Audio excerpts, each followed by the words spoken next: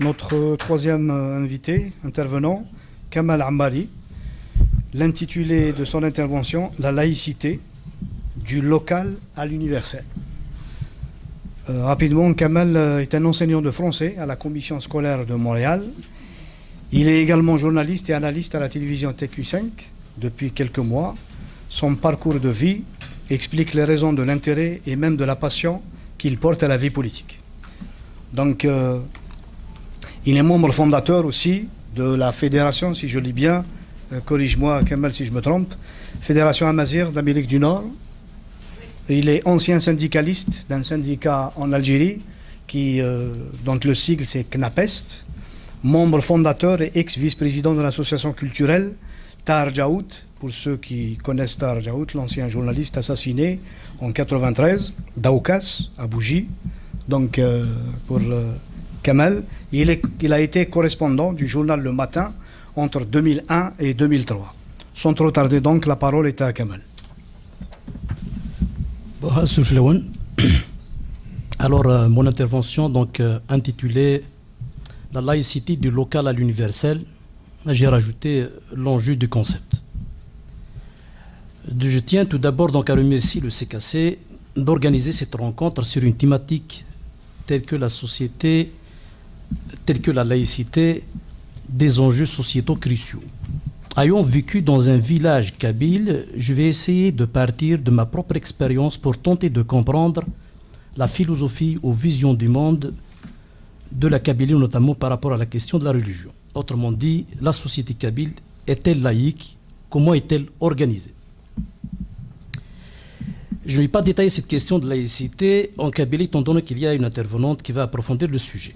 Depuis mon enfance, je n'ai jamais vu l'interférence des religieux dans les affaires de la cité. J'ai vécu dans l'un des rares villages qui ne possèdent pas de mosquée. Tous les problèmes se réglaient à travers l'intervention des personnalités sages, organisées ou non dans un cadre associatif.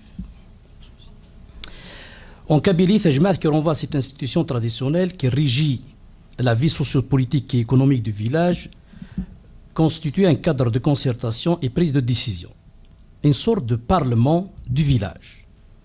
Un cadre démocratique qui reconnaît même une opposition officielle à travers l'Oukil, un représentant de la minorité. Cette séparation entre le politique et le religieux se traduit par l'expression « Jma'aliman » au nom de toutes les croyances. Toutefois, cette expression est contestée par certains si on se réfère au sens étymologique.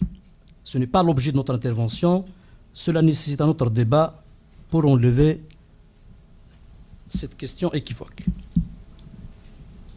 On ne peut pas aborder la laïcité sans remonter à son étymologie, revenir à la racine du mot. Cela pourrait nous aider à élucider sur l'histoire du mot, notamment sur sa charge signifiante. Le grand Robert définit la laïcité comme conception impliquant la séparation de la société civile et de la société religieuse, l'État n'exerçant aucun pouvoir religieux et les églises aucun pouvoir politique. Cela remonte à la fin du XIXe siècle, 1871 plus précisément. Sa racine dérive de laïque qui a une double origine. L'étymologie grecque laos et de laikos qui signifie peuple. Par ailleurs, l'étymologie latine laicus en rapport avec la religion. L'étymologie grecque. Laos désigne le peuple, la nation, tout ce qui partage le même langage, mais pas systématiquement la même religion. Ce qui n'était pas du clergé, ce qui formait la masse populaire. Les premières communautés chrétiennes au Proche-Orient parlaient grec, la langue des évangiles. De Laos, on a dérivé le mot laikos du peuple. Laikos a précédé la traduction latine, laicus, et en français, laïque. Ça remonte à 1487. L'étymologie latine. Le mot laicus relève du vocabulaire ecclésiastique latin. Laicus est celui qui n'a pas reçu les ordres religieux. On distingue le clerc et le laïc, considérés comme étant subordonnés. Ils entretiennent un rapport hiérarchique entre la religion et le peuple. Ce rapport a évolué grâce au combat des militants laïcs en changeant les rapports de force. Dans les années 60, au Vatican II sous Paul VI, on attribue un rôle aux laïcs dans l'Église. C'est ce qu'on dénomme le laïcat, un regroupement de chrétiens non ecclésiastiques qui militent dans des mouvements et organisations sociaux. Cependant, ils sont sous la houlette d'un clergé catholique. Ce statut privilégié du clergé au-dessus du simple citoyen est traduit encore dans son étymologie grecque des mots clerc, clérical et clergé. Clerc du grec clérikos, dérivé de kléros, qui désigne le lot. C'est comme une loterie parce que, après je vais vous expliquer pourquoi. Chez les Grecs, on organisait des tirages au sort pour attribuer des terrains à des citoyens. Dans le dictionnaire de pédagogie de Frénande-Buisson, 1887-91, le clergé, les clercs renvoient à une partie de la société qui se tient pour spécialement élue et mise à part et qui se considère comme avoir reçu une mission divine pour gouverner. L'esprit clérical traduit cette prétention de régner au nom d'une religion. Par contre, les laïcs, c'est le peuple, c'est la masse, c'est tout le monde. Les clercs exceptés et l'esprit laïque, c'est tout ce qui représente l'ensemble des aspirations du peuple. Du Laos, c'est l'esprit démocratique et populaire. Le concept de laïcité trouve ses racines dans les écrits philosophiques grecs et romains. Épicure, Marc Aurèle et penseurs de la lumière. Les écrits d'Épicure furent détruits lors de l'avènement du christianisme, instaurant religion d'État de l'Empire romain à partir du règne de Constantin Ier, mais surtout sous la domination de Théodore, 379-395. Écrits considérés comme non compatibles avec la conception chrétienne de l'homme, voire de la vision du monde. L'une des devises des philosophes des Lumières est la prévalence de la raison sur la spiritualité. La religion représente une sorte de frein pour libérer l'homme totalement de cette pression religieuse. En 1789, la révolution s'était faite contre la noblesse et le clergé. Bien sûr, je parle de la Révolution française. C'était un rapport de méfiance. En 1905, une loi a été votée pour consacrer la séparation des politiques de religion, garantissant la liberté de conscience, croyance ou non-croyance, dans les limites de la loi. En France, en 1980, on va vers 1980-82, avec Jules Ferry, l'école est déclarée laïque, publique et obligatoire. Avant, c'était sous contrôle de l'Église. Si aujourd'hui, on assiste à une lutte atroce autour du concept de laïcité, c'est parce qu'on dénombre plusieurs types, justement, de laïcité. Je vais me référer à Micheline Milo, qui en distingue 5 types de laïcité. La laïcité séparatiste, doctrine de Locke, de séparation des pouvoirs, traduit la loi de Comps de 1905. Il y a lieu de rappeler que le projet présenté par Comps prônait l'élimination de la religion, de l'espace public et le contrôle des cultes. Une bataille avec le camp des républicains dirigé par Aristide Briand, qui militait pour le respect des libertés individuelles et collectives en séparant l'État du religieux.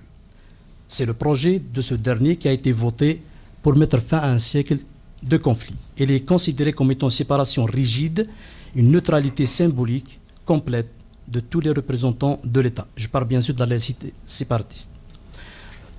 Le deuxième type, c'est la forme donc, de militantisme antireligieux ou anticlérical, modèle critique de Voltaire, un concept étroit, une perte d'autonomie de religieux dans l'espace public.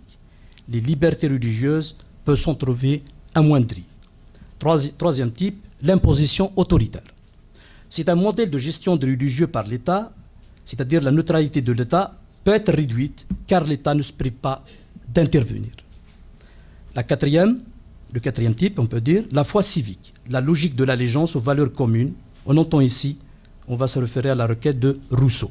5. La laïcité de reconnaissance, c'est-à-dire mettre en exergue l'autonomie morale de chaque citoyen et qui se fonde donc dans une réciprocité protégée par l'État. Les principes posés par les textes fondamentaux. Nous avons l'exemple de la Déclaration universelle, enfin, la Déclaration des droits de l'homme et du citoyen du 26 août 1789. Là, on peut lire que nul ne doit être inquiété pour ses opinions, même religieuses, pourvu que leurs manifestations ne troublent pas l'ordre public établi par la loi. Je ne vais pas essayer trop de détailler pour la lecture. Nous avons aussi, par exemple, donc, par rapport à la loi de 9 décembre 1905 concernant la séparation des églises de l'État, la République assure la liberté de conscience et garantit le libre exercice des cultes sous les seules restrictions édictées dans l'intérêt de l'ordre public.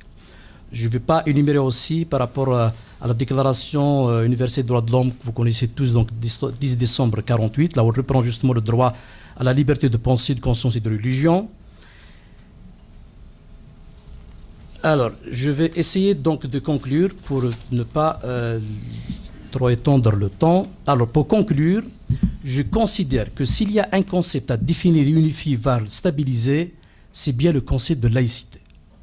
Toutes ces tentatives de reformulation, voire de saturation, ne travailleraient aucunement cette culture de paix dans la gestion des religieux dans la cité.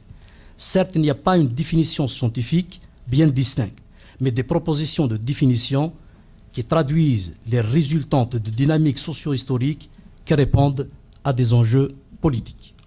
La laïcité repose sur 4 grands principes: la liberté de conscience, la séparation de la religion du politique, neutralité de l'État à l'égard des religions et l'égalité devant la loi. La laïcité n'est ni une idéologie, encore moins de l'athéisme. Sur la laïcité, sans adjectif, pour y permettre de gérer la cité dans sa pluralité, elle permet de faire cohabiter l'athéisme qui incarne la maîtrise de l'homme sur son monde et le religieux qui incarne l'homme croyant et les laïcs. L'universel n'est qu'un particularisme triomphant. La laïcité est devenue un concept universel, mais à faire adopter partout dans le monde pour inculquer la vraie culture de paix en mettant définitivement fin à ces tentatives de retour des religieux dans les sphères du pouvoir. Un beau concept universel, mais universalisable encore dans certains coins du monde. Je vous remercie.